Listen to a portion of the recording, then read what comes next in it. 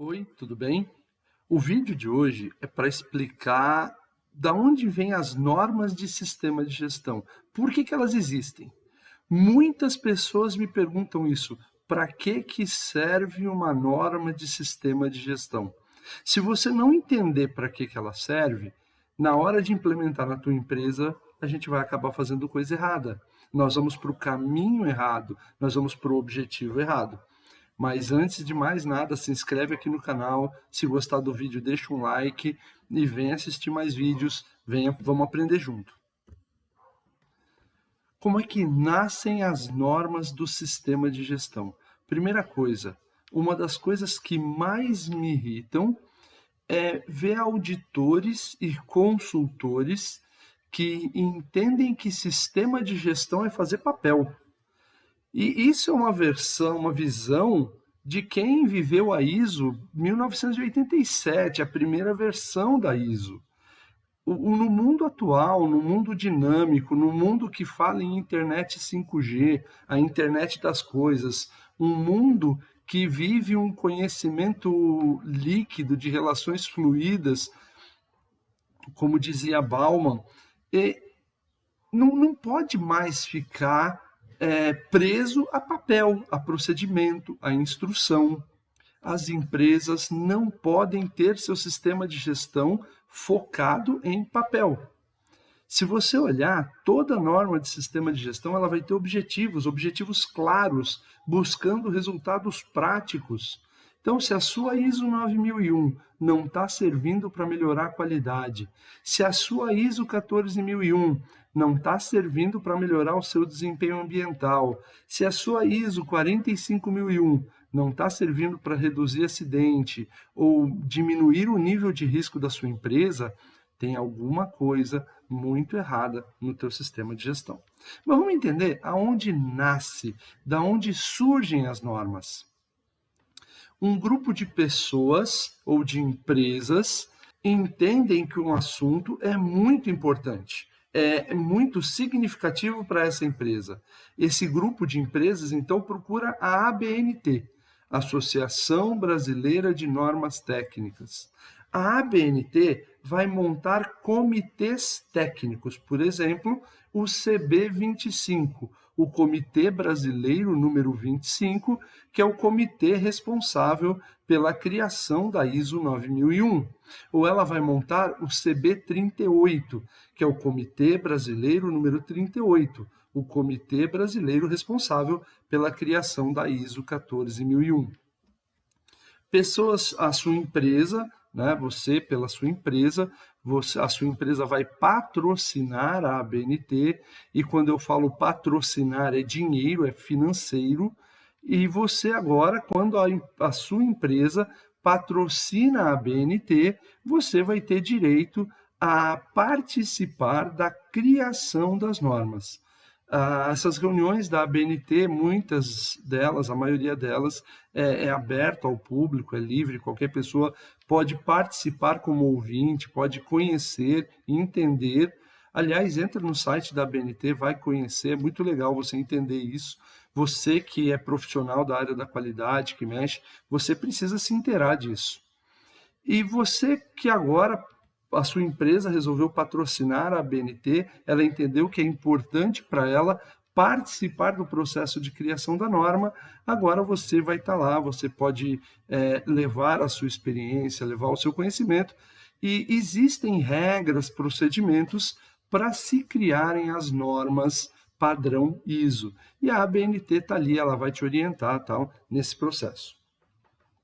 Depois que as pessoas, aquele grupo de pessoas votou, olha, eu quero que inclua tal item, eu quero que tire tal item, é uma votação, é um processo bem democrático, onde cada um pode estar dando a sua opinião e chega-se ao consenso do grupo. Depois que chega-se ao consenso do grupo, é eleito um delegado.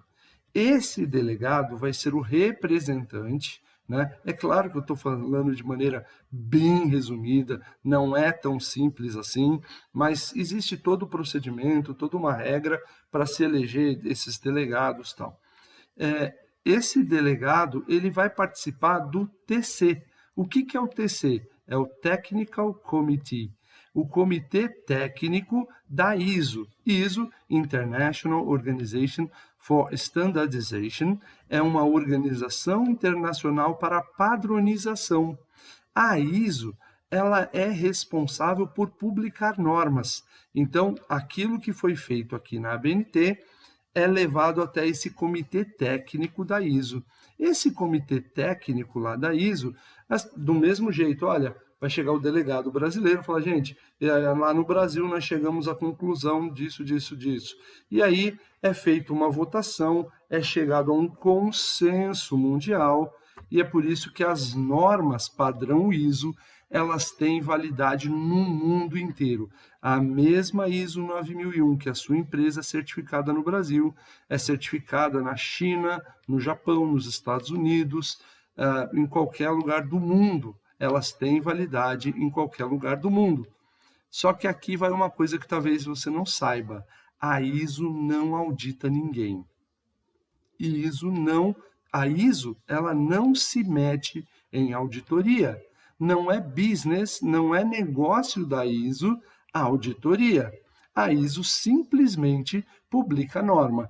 Então agora você está se perguntando, Wilson, espera aí, se a ISO não audita ninguém, quem audita?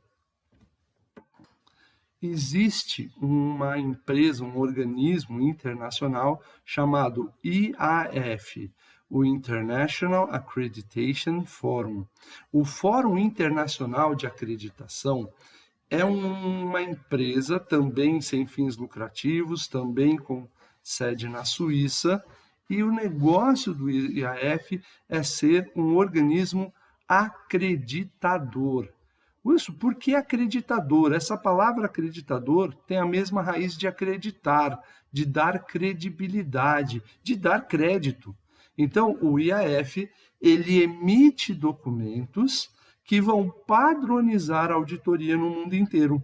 Se você pegar, ele vai ter policy documents, que são políticas documentadas, Multilateral Recognition Arrangement Documents, documentos de reconhecimento para arranjos multilaterais, Informative Documents, documentos informativos. O mais importante, por isso que eu deixei grifado aqui, Mandatory Documents e Procedures Documents. Então, são documentos que o IAF cria para acreditação mundial. Então, todas as empresas envolvidas num processo de auditoria têm que usar como base os documentos do IAF, principalmente os documentos mandatórios. O IAF, aquele que dá credibilidade, ele não está em todos os países do mundo. Mas, então, aqui no Brasil, a gente tem o IMETRO, o Instituto Nacional de Metrologia. O Instituto Nacional de Metrologia é o responsável por acreditar, dar credibilidade aos certificados que são emitidos aqui no Brasil. Abaixo do IMETRO estão os organismos de certificação, que são eles que vão certificar as empresas. Wilson, dá um nome de organismo de certificação. Não vou dar, porque nenhum deles me patrocinou, nenhum deles me pagou nenhum centavo, eu não vou fazer propaganda de graça para ninguém. Os organismos, mesmo eu sendo auditor por um desses organismos, eu não vou falar o nome de ninguém, até porque eu não peguei autorização de ninguém para isso.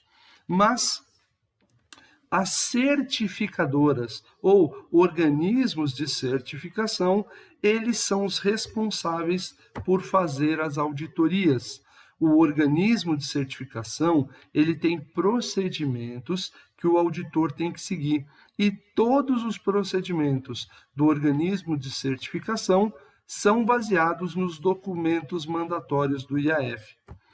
E aqui a gente tem o auditor, este pobre ser que vos fala. O auditor não certifica ninguém. O auditor recomenda. Quem certifica é o organismo de certificação. Ficou claro isso? Auditor não certifica. Ele recomenda ou deixa de recomendar uma organização. Como é que funciona aqui? Eu vou dar uma pincelada sobre as documentações do IAF. A gente tem políticas que estabelece as diretrizes gerais lá do IAF. A gente tem aqueles documentos de reconhecimento de arranjos multilaterais, que reconhece ali os principais organismos de acreditação, o acordo entre os organismos de acreditação. Os documentos informativos, eles explicam, eles mostram o consenso entre os membros do IAF sobre determinados assuntos.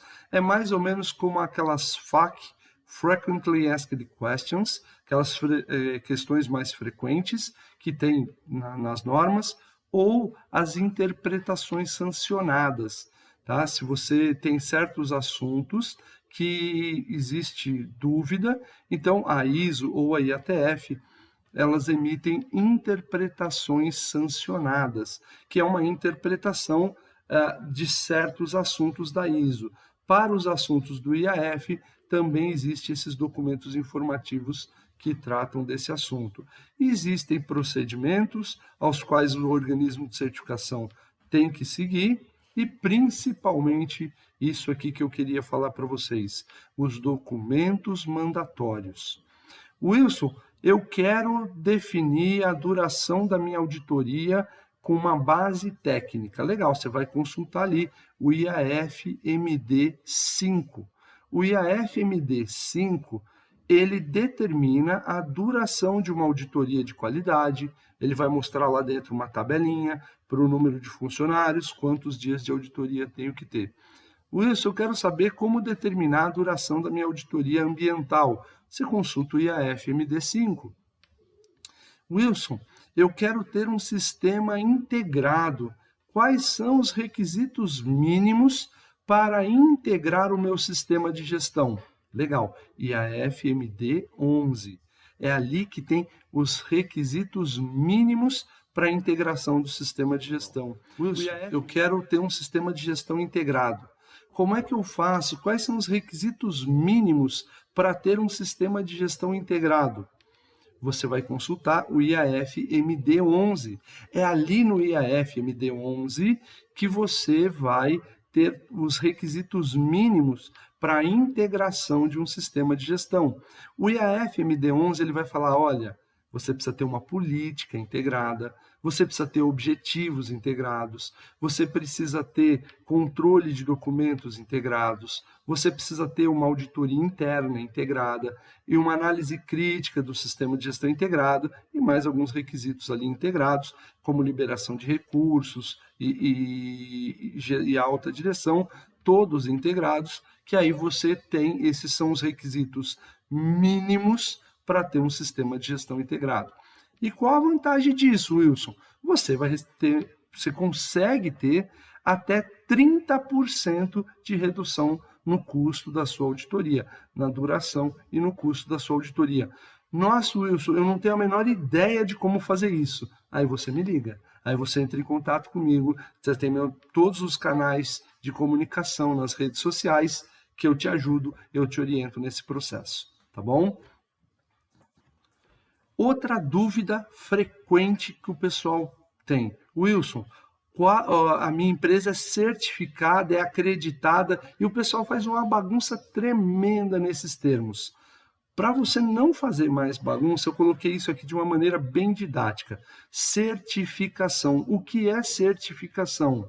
Certificação, a sua empresa é certificada quando a norma a qual você é certificado, ela demonstra conformidade aos requisitos. Então, se você é certificado 9001, quando você recebe um certificado ISO 9001, isso significa que você está de acordo com os requisitos da ISO 9001.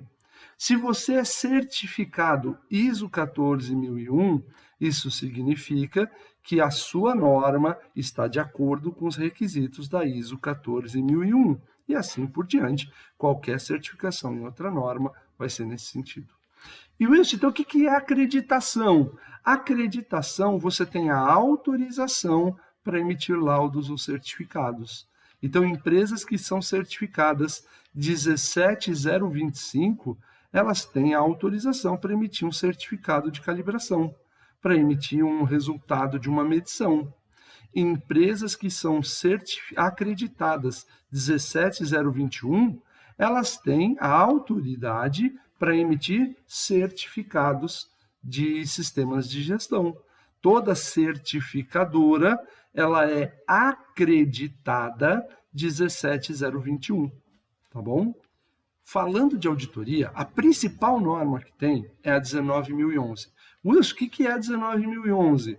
A 19.011, ela vai criar todas as regras, todos os princípios para auditoria, todas as definições de auditoria estão dentro da 19.011. Por exemplo, é a 19.011 que vai falar o que é uma auditoria de primeira parte, que é uma auditoria interna. Então, quando você está fazendo uma auditoria interna na sua empresa, você está fazendo uma auditoria de primeira parte. Ela vai falar o que é uma auditoria de segunda parte, é a auditoria, aquela que envolve a relação cliente-fornecedor.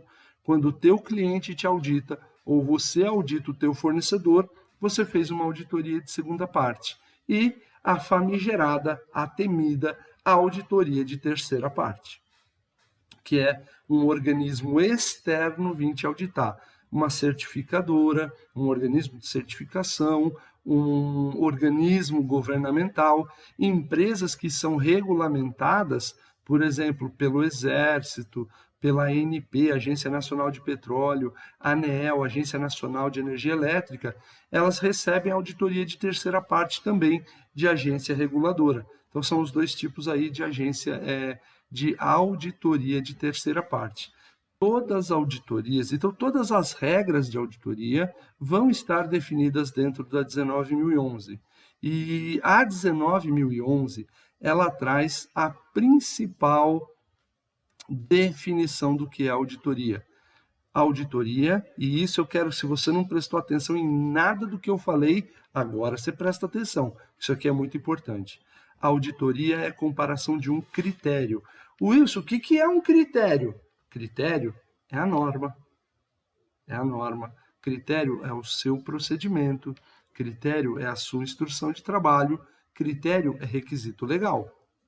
Com uma evidência, com aquilo que acontece dentro da tua empresa. Então, auditoria é a comparação da norma, do procedimento, da instrução de trabalho ou do requisito legal com aquilo que acontece dentro da tua empresa, tá? Wilson, mas tem um auditor que veio aqui e falou, não, segundo a minha experiência. Você vai olhar carinhosamente para ele e vai falar, meu nobre auditor, experiência é muito bom para pôr no currículo. Enfia essa experiência no teu currículo, não na auditoria. E você vai estar sendo grosso com ele? Vai, então não fala assim, né? Mas a auditoria, a 19.011, ela define a auditoria, experiência não é critério de auditoria. Requisito legal, requisito da organização, requisito de norma é critério de auditoria, comparado com a evidência. Quando a gente compara o critério com a evidência, nós chegamos à constatação. Constatação pode ser positiva, e aí nós chamamos de conformidade. Constatação pode ser negativa, e aí nós chamamos de não conformidade. O dia que auditores aprenderem a se ater a essa definição de auditoria da 19.011, teremos sistemas de gestão que vão trazer resultados práticos para a empresa, vão trazer lucro para a empresa, vão fazer a sua empresa crescer, evoluir em termos de qualidade, meio ambiente, segurança, responsabilidade social, eficiência energética, gestão de ativos e assim por diante. Precisamos de profissionais ligados a sistema de gestão que entendam isso. Espero que você tenha gostado desse vídeo. Se você gostou, deixa um like. Já deixou? Vai lá, clica. Estou esperando. Vai. Aí, obrigado. Espero que você tenha gostado desse vídeo, que esse vídeo tenha te ajudado. Se inscreva no canal para que você tenha mais vídeos como esse. A ideia é estar semanalmente produzindo vídeos para ajudar aí profissionais da área a entender os conceitos da qualidade. Meus canais de rede social estão todos abertos para você. Dúvidas, sugestões, estou aqui. Um grande abraço e até semana que vem.